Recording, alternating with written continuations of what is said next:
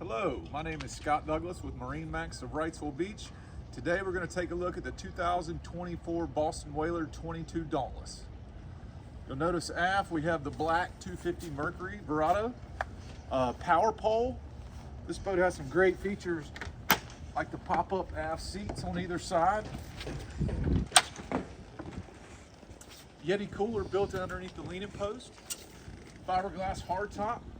This one has the black edition, so all your framing and everything is powder coated black.